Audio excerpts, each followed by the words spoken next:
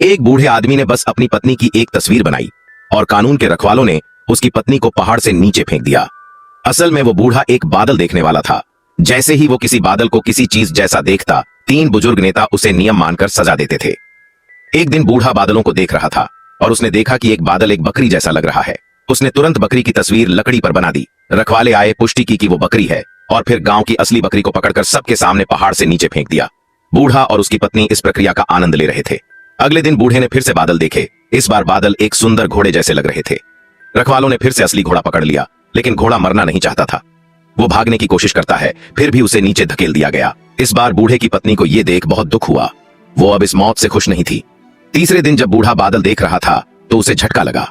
इस बार बादल उसकी पत्नी जैसे दिख रहे थे। इसका मतलब था कि अब उसकी पत्नी को भी पहाड़ से नीचे फेंका जाएगा। अब बूढ़े के सामने दो विकल्प थे, या तो वो अपनी पत्नी को चित्र में बनाए या फिर खुद को कानून के हवाले कर दे। काफी सोचने के बाद उसने पत्नी को चित्र में बना ही दिया, लेकिन जैसे ही रखवाले जांचने आए उसे पछतावा होने लगा। उसने चित्र मिटाने की कोशिश की, लेकिन रखवालों ने वो चित्र छीन लिया और वो घर की ओर भागा।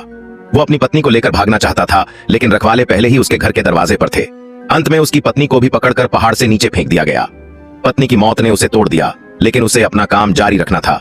अगली सुबह उसने फिर बादलों को देखा और इस बार बादल तीनों बुजुर्गों जैसे लग रहे थे।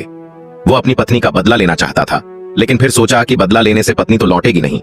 इसलिए उसने कुछ सामान्य बादल बनाए और रखवालों से कहा कि उन्हें नीचे फेंक दें।